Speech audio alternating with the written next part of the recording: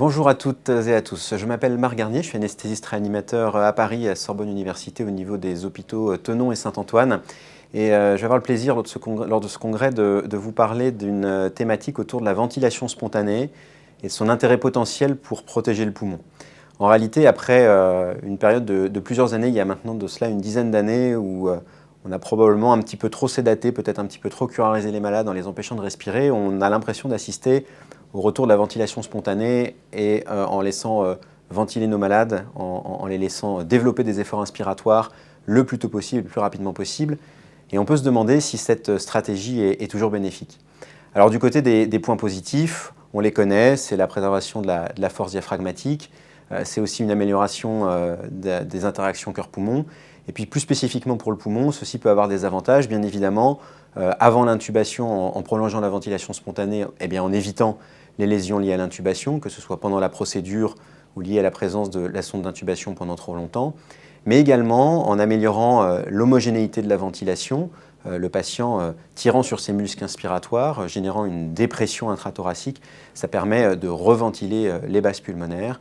Et tout ceci concourt à distribuer mieux le volume courant, diminuer les lésions éventuellement induites par la ventilation mécanique en favorisant plus de recrutement et de la compliance. Et tout ceci aboutit à des meilleurs échanges gazeux et de nombreuses études expérimentales animales et chez l'homme montrent ces effets bénéfiques.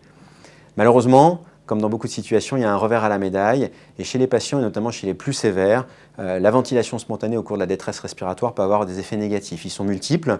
Tout d'abord, en tirant sur ses muscles respiratoires, en tirant sur son diaphragme et en négativant la pression pleurale, on augmente la pression transpulmonaire et ceci peut générer des hauts volumes courants qui ne sont pas forcément toujours détectables en regardant les courbes de pression sur le respirateur. Et ceci peut entraîner du volutrauma et du barotrauma. La deuxième chose, c'est que la ventilation spontanée peut générer des asynchronies patient-ventilateur, en générant notamment des doubles déclenchements, voire des efforts inefficaces, et ceci peut être aussi délétère. Qui dit ventilation spontanée dit aussi éventuellement expiration spontanée renforcée, et donc remontée du diaphragme, baisse de la capacité résiduelle fonctionnelle, atélectasie au niveau lobaire inférieur, et ça c'est à nouveau délétère.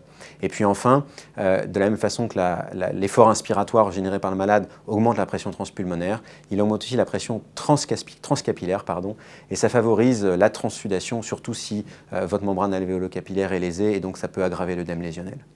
Donc vous voyez, la ventilation spontanée chez ces malades, c'est comme une épée à double tranchant. Probablement que chez les malades les moins sévères, c'est une bonne idée. Probablement que chez les malades les plus graves, eh bien, il va falloir s'en passer et plutôt les curariser. Toute la question va de savoir, de déterminer à quel moment on le tolère, à quel moment on ne le tolère pas. C'est quelque chose de pas inné, de pas très forcément évident dans notre pratique clinique. Et pour pouvoir avoir des clés pour gérer ça au mieux, je vous invite à suivre le topo lors de ce congrès. Merci à tous.